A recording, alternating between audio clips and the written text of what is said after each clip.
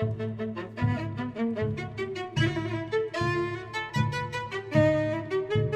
friends, welcome back to the Journal Feed. My name is Nick Zelt, and this is the only place to get spoon-fed the latest and greatest of emergency medicine. This is the audio version of the past week's summaries, which this week were brought to you by our authors: Amanda Matthews, Samuel Rouleau, Caitlin Nicholson, Doug Wallace, Jonathan Brewer, and Clay Smith. Okay, let's get straight into the first article, which was titled Hyperkalemic Emergency Department Patients Intubated with Rocuronium or Succinylcholine, a retrospective study of clinical outcomes, out of the American Journal of Emergency Medicine. Alright, so there's reasons to pick between rocuronium and succinylcholine. Of course, we know the usual gambit of them. One of the reasons not to use succinylcholine is that when you do, even in a normal patient who does not have any particular predisposition, you will increase their levels of potassium by somewhere between 0.3 and 1.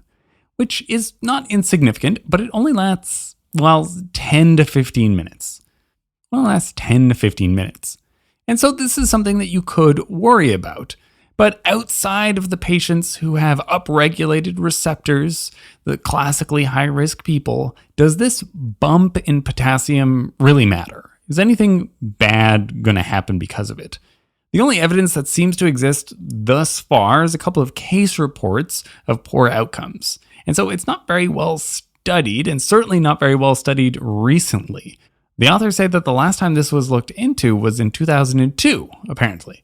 Now, there's old evidence, of course, but it's the same drug. And so I don't think everything needs to be looked at more recently necessarily.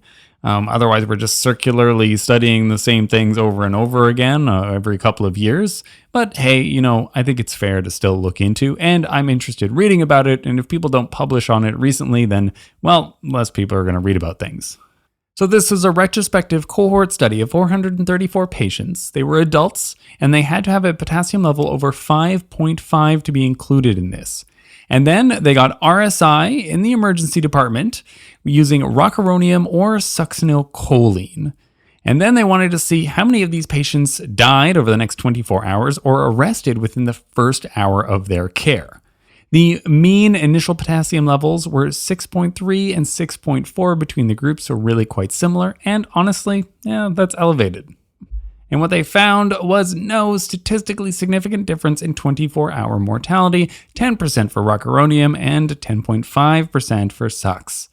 And then looking at cardiac arrests within the first hour of intubation, there was only 7 of them in this whole cohort. 1.6% of patients had an arrest, and 6 of them were patients that got rocuronium. So clearly, succinylcholine doesn't seem to be responsible for that. Now, everyone seems to kind of have their own reasons for picking succinylcholine or rocuronium. Honestly, Succ is kind of a better drug in some ways. Sure, you have some complications, but they're very rare, and otherwise it gets your patient to paralysis much quicker, and then it wears off much quicker as well, since we don't usually want prolonged paralysis necessarily. That being said, rocuronium, you give it to them, really no complications, except for potentially allergy, I suppose, and then they're paralyzed for a while, which typically not a problem. Of course, the case with seizures and stuff like that is a different story, but usually that's fine. Honestly, it makes most patients easier to deal with. There is the circumstance in which awake paralysis could occur, which is bad, but is very preventable if you just sedate properly. So anyways, this seems like a case in which old data seems to be just as good as the new data. And so patients outside of the ones who are very high risk, who have upregulated receptors, it doesn't seem that it's a major problem, even if you know that they're hyperkalemic. In a spoonful, while the potassium will rise, even if you're already hyperkalemic, giving succinylcholine for RSI in patients who have this hyperkalemia does not seem to be abundantly causing complications, although the theoretical risk is still there. And then we skip to the third article, titled Prediction of Bacteremia and Bacterial Meningitis Among Infants Aged 28 Days or Younger, out of the JAMA. All right, so, PEM people, pediatric emergency medicine, we are always very, very interested in the risk stratification of infants with fevers. And over the last couple of years, we've definitely seen updates to the protocols. And most of the rules that we use these days are really good.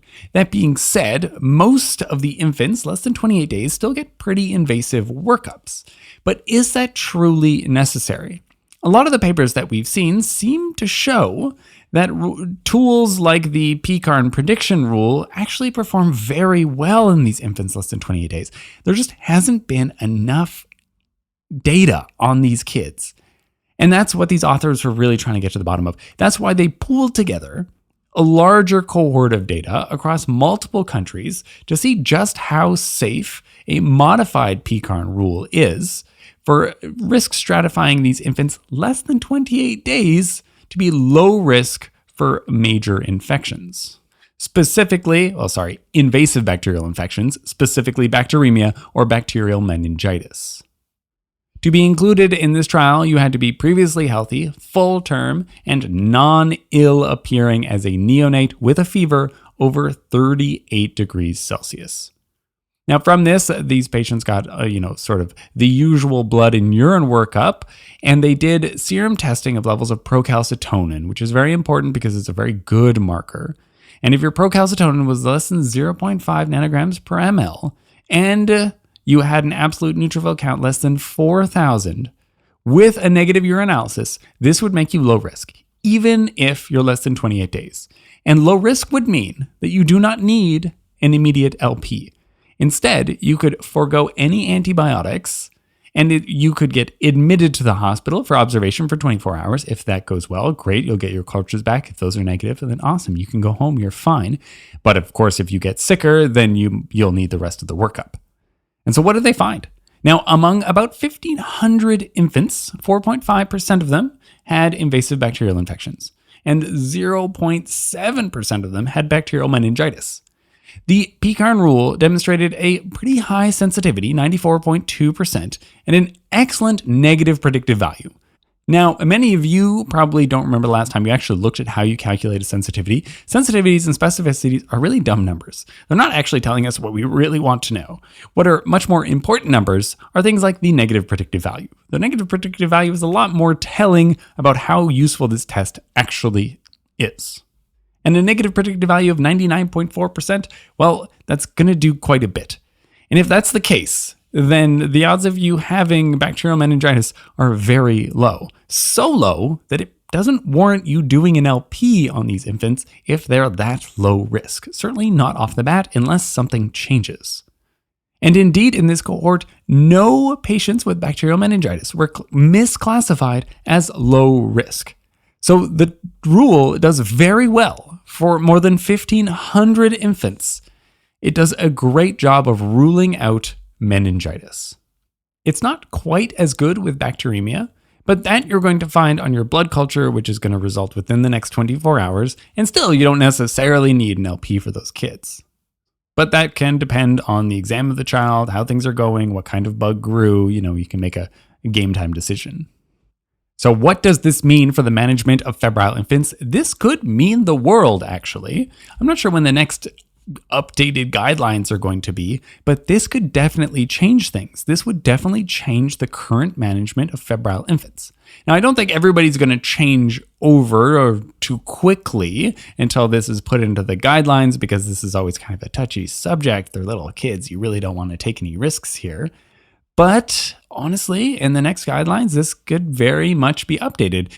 And that would be a major change to the guidelines. This is very interesting stuff. You want to be aware of this. All right, in a spoonful, even in the youngest infants, we seem to be able to reliably rule out meningitis with an updated PECARN rule. That's big news. Okay, so that's all the articles from this week. Let's do a quick wrap up of what we talked about. From the first article, barring known high-risk fractures, patients with hyperkalemia undergoing RSI with succinylcholine do not seem to have adverse events, which is good, but the theoretical risk still there, even if the increase in potassium caused by succinylcholine only lasts 10 to 15 minutes. From the third article, PECARN for febrile infants is really so good, and now it's so good, it even operates really well in young infants below 28 days, which could be big news the next time that the guidelines are updated. Now, if you are hearing this right now, then you are not a part of the members feed. Come on, join up. And so you missed 3 articles from this past podcast. Those with the members feed get 3 more articles than you got. What did they hear about that you didn't? Well, eosinophil counts might matter for how much steroids patients get with asthma exacerbations. And then, how quickly and how much should you be reducing the blood pressure of patients with intracranial hemorrhages? And then finally, an RCT looking at peng blocks for hip fractures. How did it do? Links to all the original articles can be found at journalfeed.org, or just follow the links in your show notes. Our goal here is for you to keep up the easy way through spoon feeding. Thank you.